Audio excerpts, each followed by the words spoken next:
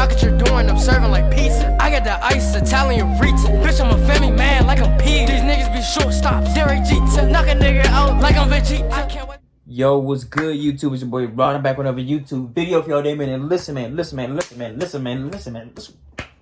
Listen, god damn it. Listen to me. You listen to me, I'm gonna listen to you, you know what I'm saying? Yeah. That's how we roll. Listen, man. I got part 2 of Oversimplified American Civil War. The whole American Civil War Oversimplified was requested by my man David Trakinski. Look, man, I apologize again for messing up your last name. You know what I'm saying? Just know that I love you and I appreciate you, and I want you to keep sending me more bangers to react to, David. I appreciate you, bro, and I'm glad you be tuning in, man. But look, let's hop right into this video. You know what I'm saying? But before we do, like, comment, subscribe, hit that bell for post notifications. You know if I don't post them. You know what I'm saying? And follow my IG and Snapchat, the intro and outro. And follow my IG down below in the description, along with this original video. So go show Oversimplified some love, but I need some more. I need more, you know what I'm saying? I'm 3.98 mil subscribers. You know what I would do if I had that many? If I had that many subscribers? Oh my gosh, I would be, yo. I wouldn't have to do nothing else. All I would have to do is make videos every single day. And you know I love doing it. I love doing it so much. But anyway, show me the love, goddamn. Show me some goddamn love. I need it. Roll the clip. I need it. But yeah, with all that being said, let's get into this video. Shall we? Put it in the basket. Let's get it. Wow. This video was made possible by Honey. Stick around to learn how you can save money when you shop online. Yup. Part two. As the Union struggle to take control in the East continued, elsewhere, the war raged on. The Confederates attempted an invasion of Kentucky, hoping the state as a whole would join them, but they were pushed back. The Indian Territory saw Native American tribes ally with one side or the other in the hopes of securing rights after the war. Along the Mississippi, General Ulysses S. Grant remained one of the few Union generals scoring major victories. With his best pal, General Sherman, by his side, Grant led his armies down the Mississippi to the Confederate stronghold of Vicksburg. Both sides knew that if Vicksburg fell, the Confederacy would be split in two, and the Confederates prepared for an intense defense of the city. But back in the East, Lincoln still wanted somebody to march south and take Richmond. Having given General McClellan, and it's so close too. Like, it's so close to DC. Right, Mr. President. And I like to take it. General Hooker, bit of a nutcase, but a good general. Option 2. His qualifications are his name is Burnside, and he has freaking dope-ass sideburns. Say no more. Name fits. General Burnside was put in charge of the Army of the Potomac and sent south. Lincoln hoped he finally had a general who could succeed. Burnside met General Lee at the city of Fredericksburg, where he intended to rapidly cross the river and take the city. But the Union War Department was too slow in delivering the pontoon bridges, and the two sides were forced to camp across from each other, close enough to speak. Hey, Yankee, ready to get your butt kicked? Yeah, right, Rebel. God is on our side. No way, God's on our side. Oh, you think so? Well, why don't we ask him? Hey, God, whose side are you on? Ow. Dude, uncool. I would have said Unions, but I mean, hey, either way, launched their massive attack on the 11th of December. They both are gonna die. The Confederates had amassed their forces. During the battle, wave after wave of brave Union men marched headlong into a brutal Confederate onslaught. Even the Confederates couldn't believe what they were seeing, and in one moment of camaraderie, a Confederate sergeant, unable to take it, reportedly came out into the field to tend to the Union wounded. Seeing this, the Union troops held their fire. Still, Burnside and his forces were soundly defeated at Fredericksburg and forced to retreat. Lincoln's popularity and Northern morale continued to plummet, especially as the winter heading into 1863 was bad. Oh my God. Winter camps were rife with disease. The food was less than appealing. On both sides, men began to leave. Hey, where do you think you're going? I'm deserting. What? Don't you love your country? Yes, I do. And I'm trying to get back to it as quick as I can. Damn. Lincoln, ever the kind and caring man he was, spent much of his time pardoning deserters' death sentences. Makes sense though. Death sentences. A 17-year-old boy sentenced to be hanged. Well, I'd better suspend his sentence, or he'll be suspended tomorrow. What? He's 17, bro. Both sides had introduced conscription. There was controversy in the North, however, since rich men could simply pay to have someone else fight on their behalf. Riots broke out in New York City, with enraged mobs furious at the idea of going to fight for slaves. an idea that many of them simply did not support. However, after so much pressure, the Union had finally begun allowing black men to enlist, and these men, About what time. they were fighting for, About signed up. At the end time. of the war, nearly 200,000 troops, 10% of the Union Army, would be black. The valor and bravery they showed throughout, silencing critics.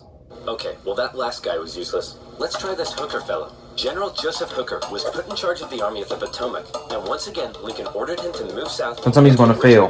Please. Hooker met Lee at the Battle of Chancellorsville, where Hooker had over twice the men Lee did. Lee was forced to defy all military convention and split his smaller force into two. Lee had absolutely no chance of winning, and Lee won. How? His master. How could you possibly Lee win? did suffer one significant loss during the battle, though. As his right-hand man, Stonewall Jackson, was riding back to the Confederate lines at night, the nervous Confederate troops, unable to recognize him, opened fire. You boys done goofed Oh yeah, up. y'all Jackson retarded. died 8 days later. How the hell As for Lincoln, does that happen? He couldn't believe it. It was yet another loss, and Northern support continued to waver. While the Union kept on struggling in the East, out west, unconditional surrender Grant was making moves as always. In an attempt to take Vicksburg on the Mississippi, he made a series of risky and bold movements. He sent a cavalry raid and feigned Sherman north to confuse the enemy. Wee. Then, aided by a fleet of ironclads on the river, he raced his army south to cross the Mississippi. Aware that the terrain to the north was restrictive, instead, he strategically moved northeast, hitting Vicksburg's supply line and defending his rear from Confederate armies in Jackson. Once he reached Vicksburg, the Confederate defense became hardened, and Grant was forced to settle in for a month-long siege, during which time he got rather bored. Despite not taking the city, Let's have drinks. loved it, and This ain't water we sipping, baby. to hold firm. The feds don't know that though. It would be a matter of time before This ain't water. Mississippi was in Union hands. Around this time, the people in the west of Virginia, who had remained loyal to the Union throughout, finally broke away to form their own state. They could have named it anything in the world, but the creative minds at the time came up with the ingenious West Virginia. Back in Washington, Lincoln once again wanted a new general to take command. Oh my goodness, why do all these 19th century generals look so bust? Look, we got Sleepy Eyes Joe here. That's Princess Leia with a mustache. Wow, yep. E.T. from the Doctor. Yeah. Why don't we give Snapping Turtle McGee here a shot? So General Snapping Turtle McGee was put in charge of the Army does like a of the turtle. Potomac, and it was a crucial time for the Union because once again, the Confederates decided to go on the attack. So far, they had done exceedingly well militarily, but as the war kept going, the Confederate economy was crumbling. Riots broke out in the streets of Richmond as the price of bread skyrocketed. Supplies were dwindling. Jefferson Davis wanted to send men west to rescue Vicksburg, but General Lee knew the longer the war lasted, the worse their chances got. And he still hoped if he could just threaten D.C., the already demoralized North would surrender. So in June 1863, with the momentum behind him, General Lee once again entered the North, fighting his way through Maryland and into Pennsylvania. General Meade set out to meet him. Here we for go. what would be the most significant battle of the Here we go. If the Confederates won, D.C. could fall. If the Union won, it would be a turning point, as the Confederates would run out of steam, and the small town that was to get caught up in the crossfire of the largest battle in American history was Gettysburg, Pennsylvania.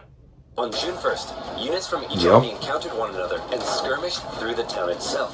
The townspeople were forced to take refuge, except for one man who reportedly ran outside for a strange reason. Joseph, what are you doing?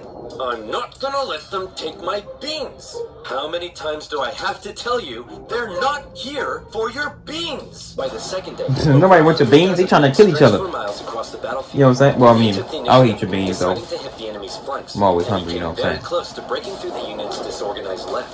But Union Colonel Joshua Chamberlain ordered a desperate bayonet charge, smashing into the Confederates and forcing them back. The Union forces held across the line.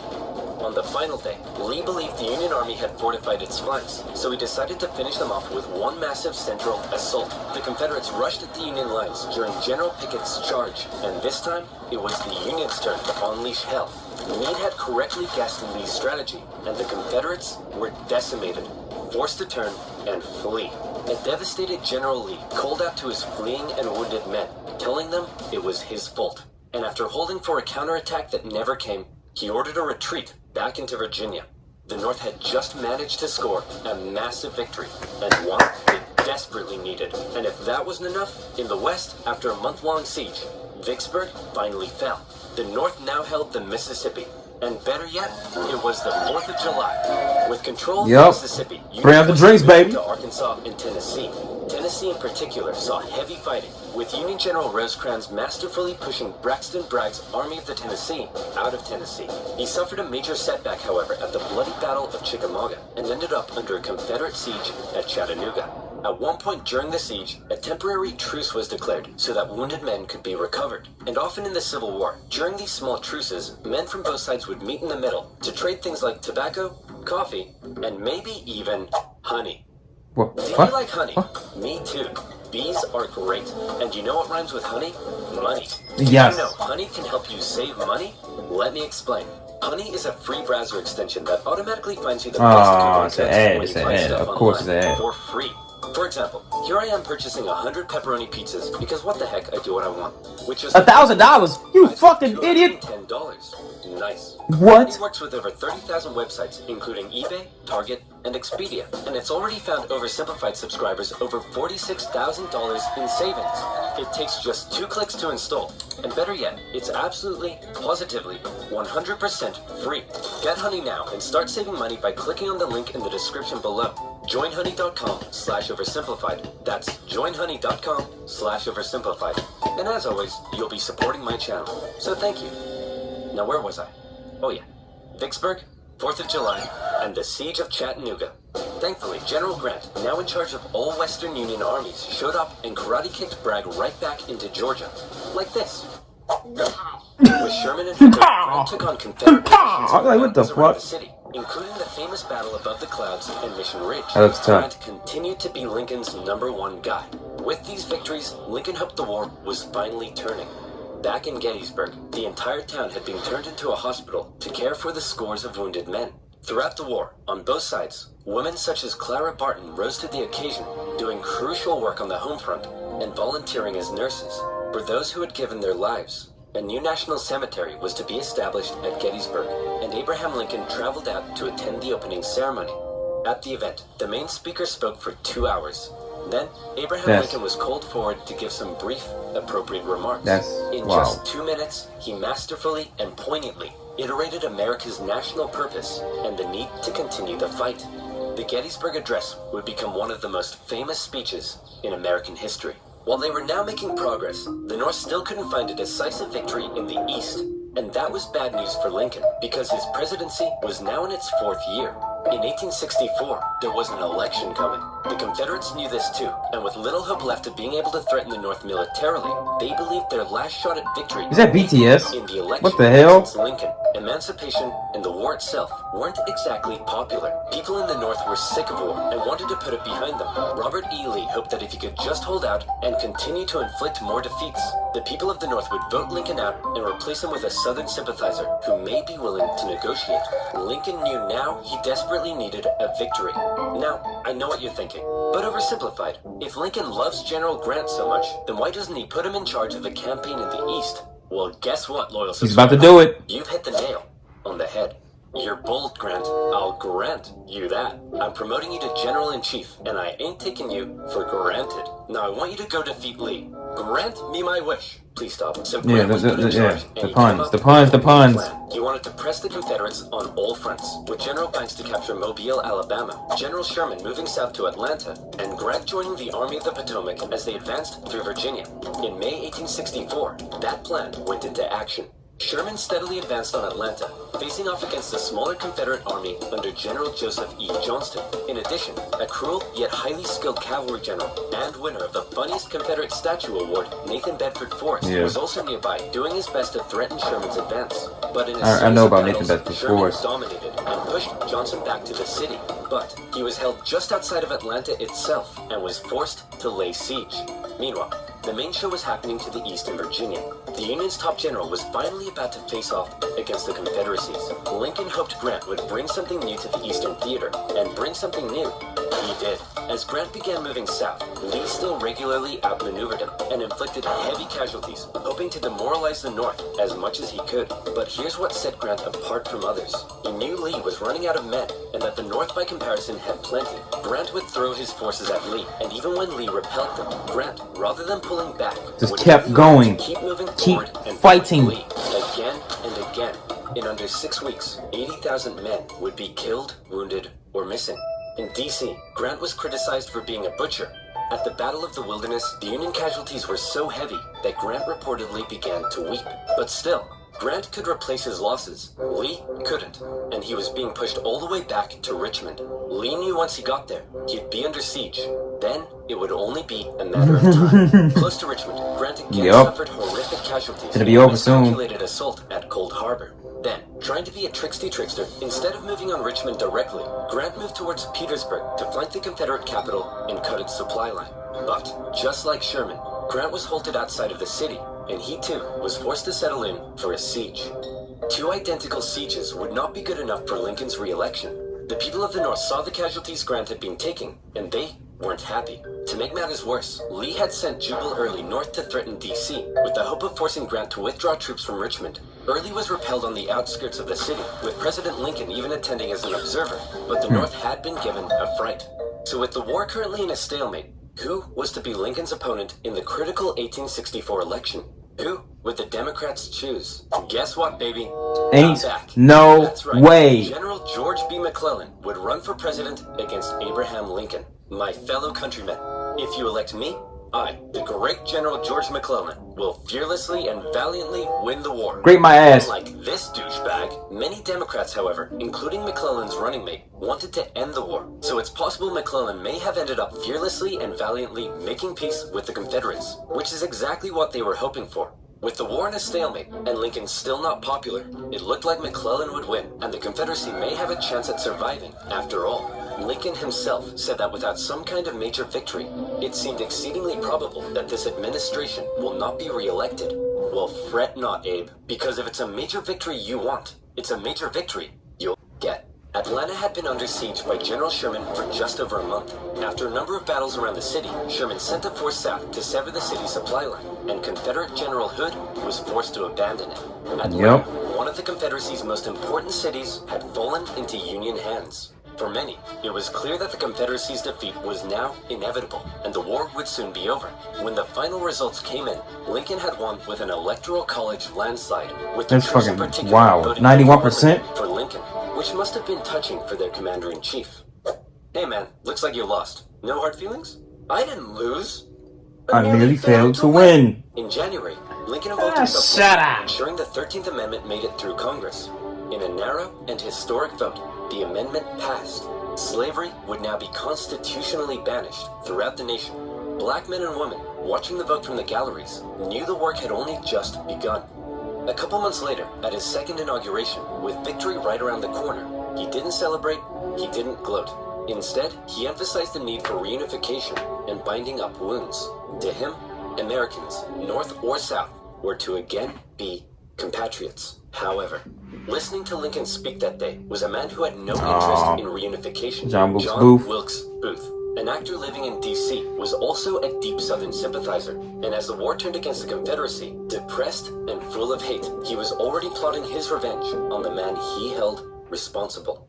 With further Confederate losses, it was pretty clear at this point who would win. But still, Jefferson Davis showed no sign of giving up. Ain't over yet, baby. To see the conflict Yeah, it's pretty much over. You're going, just give up.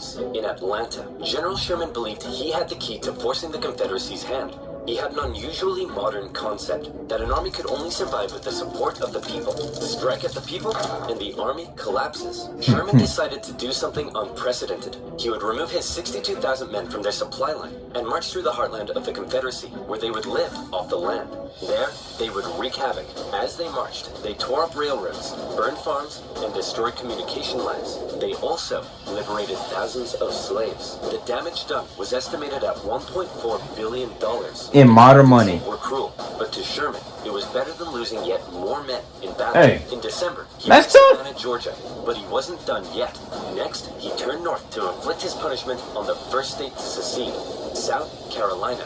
As he moved, he came ever closer to General Lee's army, still holding out at Petersburg. The siege of Petersburg had lasted for 292 days. 60,000 of Lee's men had deserted. Numerous Union attempts to break through had failed, but when the breakthrough finally came, it came quick. On April 2nd, a Union assault finally pushed the Confederates from their defenses. Hey man, there's no need to evacuate, right? You'll rescue us like last time, right? Sorry, can't hear you. Lee narrowly escaped the city, hoping he'd be able to meet up with General Johnson and continue the fight. Grant chased him down. Richmond was evacuated, and Jefferson Davis went on the run. As they left, the Confederates set fire to military buildings, but the flames burnt out of control, and as the Union troops arrived, they became firefighters. A couple of days later, Abraham Lincoln visited the war-torn city. Grant caught up to Lee at Appomattox Courthouse, where he trapped his forces. It was the war is about to be over. April 9th, 1865, that Lee saw no point in continuing. Sir? Listen, bub. I drank a bit too much last night, and now I'm hanging like a fruit bat on a hot day. So whatever you have to say, I don't want to hear it. General Lee says he wants to surrender. Hot diggity dog! Grant and Lee met in the home of a nearby farm family, owned by a man who had tried his best to escape the Civil War years earlier, Wilmer McLean. And his wife Martha. Just hurry up and get this over with. Martha! Not now! I'm cleaning! Do you want us to get rats? Grant and Lee, after years of war, now spoke respectfully to one another. When Lee left, his face filled with emotion, Grant's men began to cheer, but Grant ordered them to stop. He knew that now was the time for reconciliation. Just over 2 weeks later, General Johnson would surrender to Sherman, ending the war for 89,000 Confederate soldiers in the largest surrender of the war. Not every Confederate state had surrendered. Yeah, Texas was the last one, I believe. Over. Across the North, Texas was the last state to and celebrations erupted. In Washington, Lincoln gave a speech from the White House to a jubilant crowd, in which, among various things, he expressed his support for black voting rights. Lincoln had seen the nation through its deepest crisis. The presidency had visibly aged him. He had lost over 20 pounds. He said sometimes, I think I am the tiredest man on earth. I'm not sure tiredest is a word, but it's not. I don't think it is. Cut him some slack on a carriage ride with Mary. It's Abe. It's Abe. Come on now. To being a president in a time of peace. He was apparently very cheerful, surprising his wife, and he told her that between the war and the loss of their son, they'd both been very miserable. Now, it was time to be happy. On the evening of April 14th, Lincoln attended a play with his wife and some friends. Who the hell was that downstairs? It was a comedy, and the president appeared to be enjoying it very much. In a nearby bar, John Wilkes Booth swallowed 2 glasses of brandy. He slipped quietly into the president's booth and awaited for the audience's laughter to rise. The president was shot in the back of the head. Booth fled the city. Soldiers carried Lincoln to a boarding house across the street. There, doctors declared there was nothing they could do.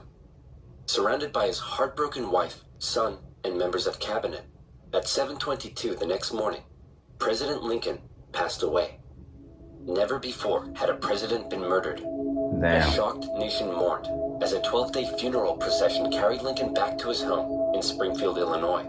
On April 26th, Union cavalry found John Wilkes Booth in a barn in Virginia, where he was shot. Not long after, Confederate President Jefferson Davis was also tracked down and arrested. Imprisoned for 2 years, he was eventually released. The North didn't want to put him on trial, for fear the jury may rule that Southern secession had in fact been legal. To ensure reconciliation, other Confederate generals and politicians were allowed to re-enter life in the now restored Union. Scattered fighting continued into May, when the last Confederate forces in Texas disintegrated. The Southern states came under Northern military occupation to prevent any further rebellion, and a very difficult era of Reconstruction began. Over 3 million Americans had fought, brother against brother. The Civil War remains the bloodiest conflict in U.S. history. 2/3 from disease? Good Lord. You could say the real winners were those who were to never again be slaves. Kind of, sort of. Further amendments passed by Congress gave black individuals the right to citizenship and to vote. Significant progress had been still made. fighting to this day However, for a real entering into right, the you know 20th century, it was clear the fight for equality would continue. Right. In modern America, the man who fought to preserve the nation and never gave up in the darkest of times stands as a symbol of honesty, empathy, humility, perseverance, and courage. A continuous reminder of what has forged America and what it should ever strive to be.